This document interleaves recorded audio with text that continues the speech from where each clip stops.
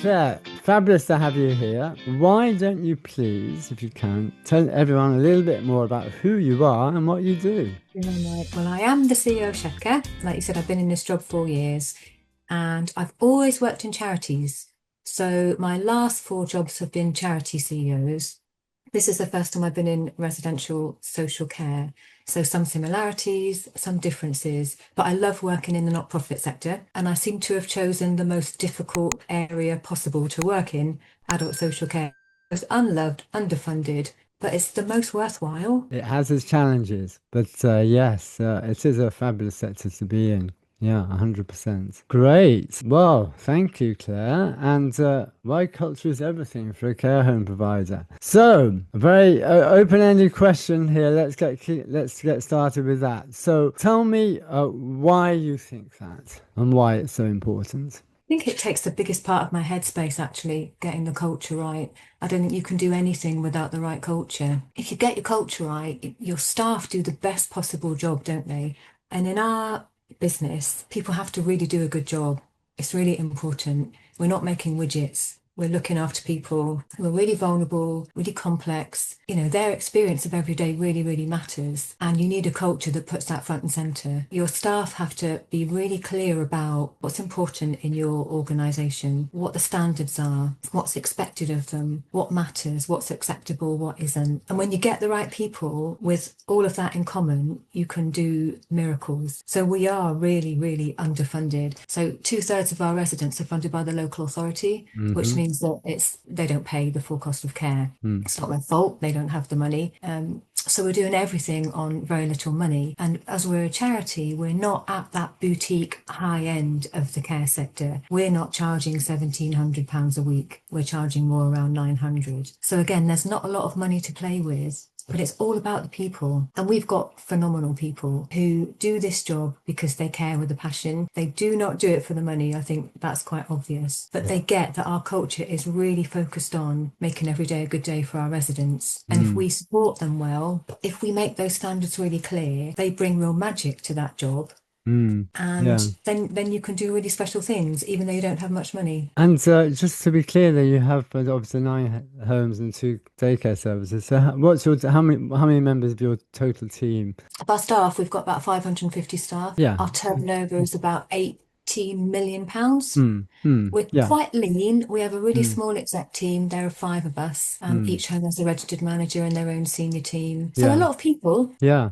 And so, how do you go about making sure, what's the kind of, let's say you want to address your culture, or, you feel it needs to be changed. Let's imagine that scenario. How do you start to think about this? Well, that I don't have to imagine that because that's what happened when I came into this job. Even better.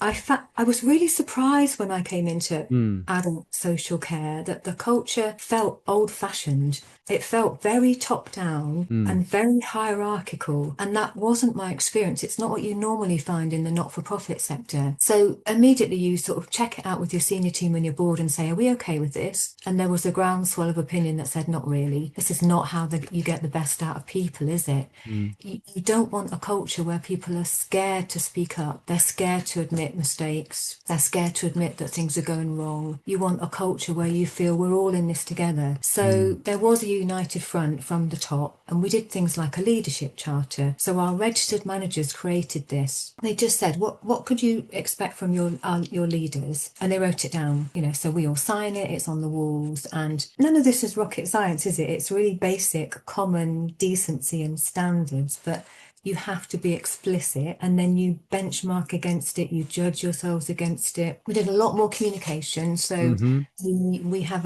like an intranet thing. It's called Facebook Workplace at the moment. We do all of our comms on that. So we share good stories, we share feedback when it's going right, we emphasize the things that matter to us, we shout about the great things. So I do a weekly update on that every single week. I do it on a Friday, last thing on a Friday. It's not the best time to do it really because I'm exhausted. But that discipline of saying, this Yeah. is what's going on, this is what's important, Mm. sharing really positive feedback. We also started doing drop-ins. So I do a drop-in to every home with the director of HR. We sit in a quiet room and we just ask people to come and talk to us. It's Mm. confidential, just to kind of take the temperature of how things are going. Are those drop-ins at the homes or They're at the homes, yeah. yeah, yeah. And also to be visible, because I think you find in care homes, the care home is its own little world. Mm. And the people who, like me, who work in central support are a bit irrelevant, really. So to try and see people and talk to them and communicate with them, turn up. So you said something about getting the t-shirt. I've done that literally, although it was a tunic. So when I was new in the job, I did shadow shifts in every home,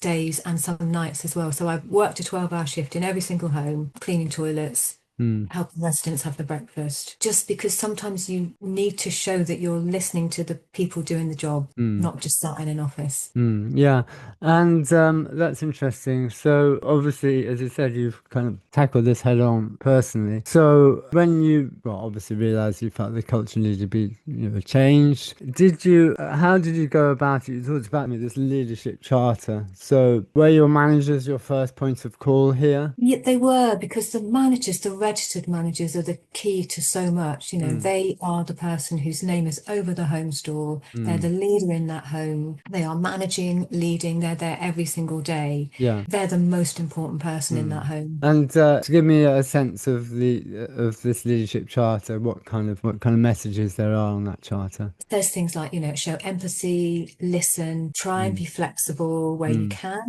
mm, and be consistent, be fair, be honest. mm. Nothing earth-shattering, but the Yeah, kind of things you would expect in a good leader. yeah, yeah. And you obviously you mentioned the issues that you may have come across with people being scared to speak up. So what kinds of might lead to that culture? It might be maybe an old-fashioned style, but what might lead to that culture falling apart? What are the risk factors, would you say, that might lead to that culture not being the kind of we're all in it together Think philosophy?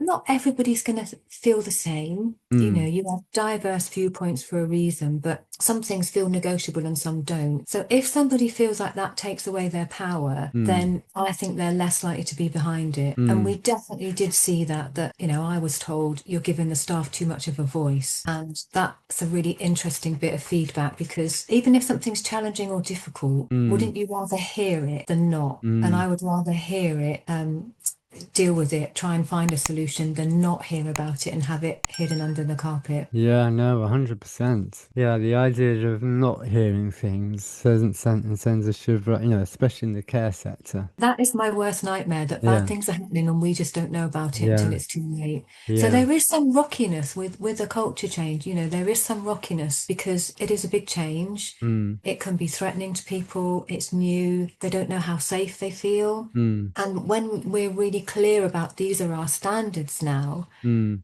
there's some uncertainty or some tension around finding that new way. mm.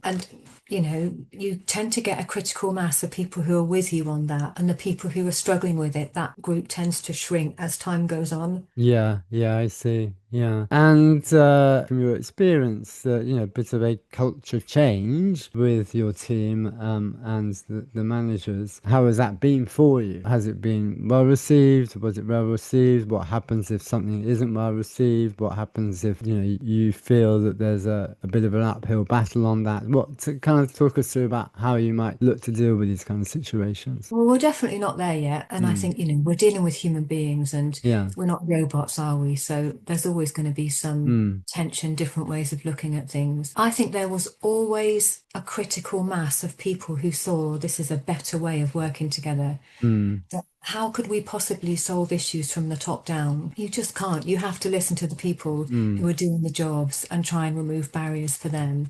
And they want to feel that they can respect the people who are making the decisions. Mm. So those common set of leadership values help us get there as a team, I think. Mm. So I would say, we're still on that journey. We're not 100% there. We probably never will be. Mm. But there was always a critical mass of people that understood if people can speak up and share their their thoughts and ideas, we're going to be in a better place. Mm, And the majority of our staff, without fail, do their jobs to do a great job for our residents. mm, And they see this as a way of doing better because that's what motivates them, really. mm, mm. They want a great culture where we're all working for the same end. Yeah. And so when you've got diverse viewpoints or disagreement, if you know everybody wants the same thing, it's really helpful. Mm, yeah, and tell me how this affects your hiring or how it influences your hiring. What are you kind of things that you are maybe looking for? What kind of red flags that you identify immediately, and your process of recruitment? With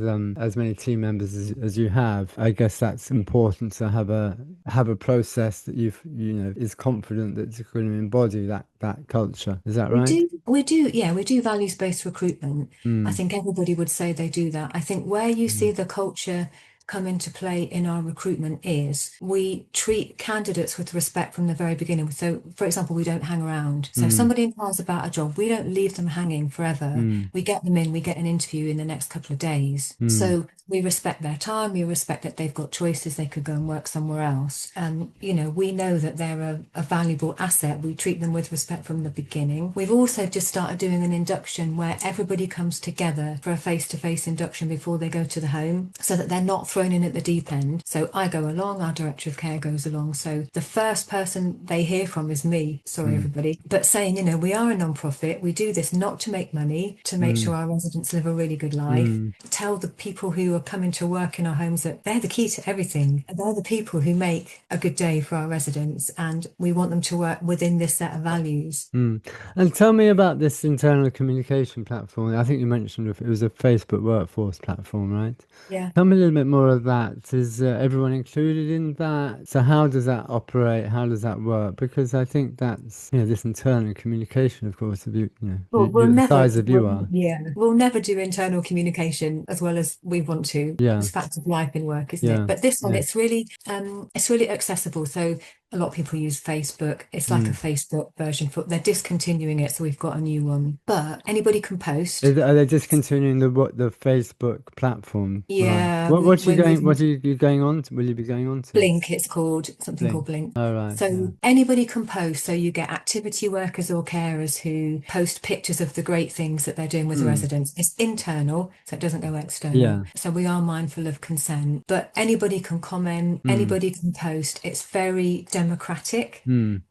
We have groups for each home. The trustees are on there, so the trustees can see all these great stories. Mm. And our policies are on there, our processes are on there, and you can use it on a phone or on an iPad or an app it's easy to access it. Yeah, yeah, I see. That's great because that's very, very important, especially with people working on online homes. That internal communication. I get how important that is. So, in terms of how you then, Claire, I kind of feel, from 0 to 10 on a kind of quarterly basis, let's say, how your culture is and how it's performing. How do you, in your own mind, make judgments and assess of that? You said, it's always a work in progress, which I understand. But how do you, in your own mind, make an assessment of it? And how much also do you feel that balance between you saying, right, we need to do this versus having a consultation about it?